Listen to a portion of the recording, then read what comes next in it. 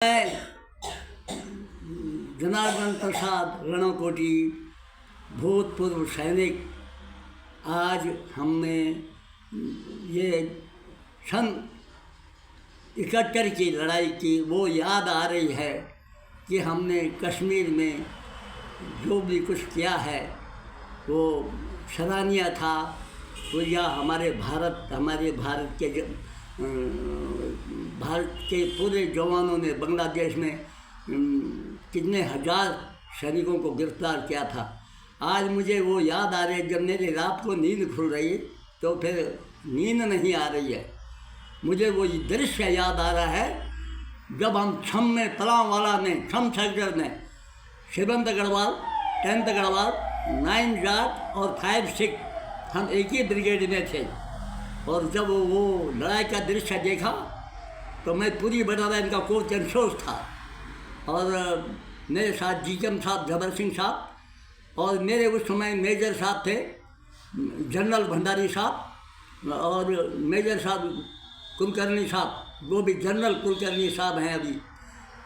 तो मैं उस समय 71 की लड़ाई का दृश्य याद आ रहा है। लेकिन मुझे अपनी भारत, अपनी इंडियन आर्मी या अपने गृह मंत्री, अपना प्रधानमंत्री, अपने डोभाल जी, अपने योगी जी, सारे मेरे डिफेंस मिनिस्टर राजनाथ सिंह जी, सारे मेरे उन पे मुझे बड़ा गर्व आ रहा है जब मैं हर चीज़ सुनता रहता हूँ कि क्या क्या हुआ और छम सेक्टर में क्या क्या गुजरी है जवानों पर, वो मुझे याद आ रहा है।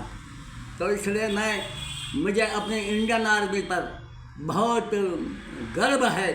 अभी मैं ये गढ़वाल में गया था, वहाँ से रोयल लाया मैं और ये दुराबंद लाया हूँ मैं, ये अपना गले का वो अपना गढ़वाल राइफल की निशानी।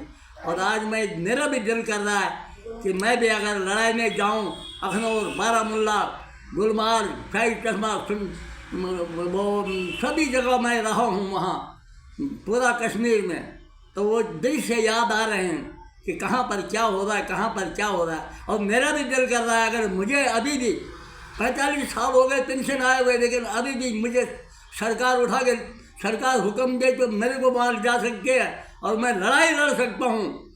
और मेरा ज़्यादा क्या बोलूँगा, मैं अपने देशवासियों के लिए, भारत माता के जवानों के लिए याद आता है वो मंजर जब बर्मा में और 1962 नूरानांग जसवंतगढ़ में जो हालत हुई है, जो हमने देखा वहाँ जो हालत हुई है, चलते चलते जवानों के प्राण शहीद हो गए चलते चलते।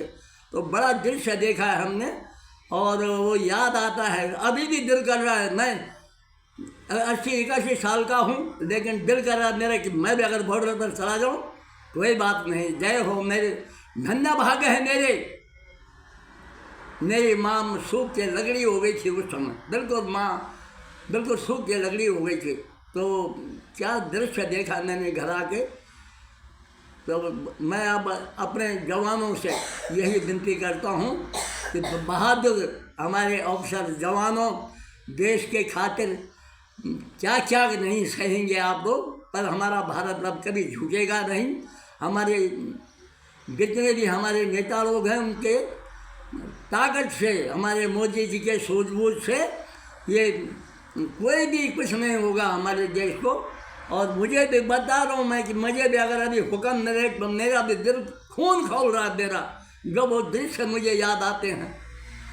तो मैं अपने इंडियन आर्मी से बहुत बहुत आशीर्वाद भी दे रहा हूँ, बधाई भी दे रहा हूँ कि सर्व सुखी रहे, सब संपन्न रहे और देश का नाम ऊंचा रहा। जैसे मेरे बद्री विशाल का नाम ऊंचा है, मेरे देश का भी नाम वैसे ऊंचा रहे। और यही मेरी हार्दिक दिल से सबके लिए आशीर्वाद है। मैं अपनी बात को यहीं पर समाप्त करता हूँ और बहुत बहुत धन्यवाद अपने देशवासियों के लिए।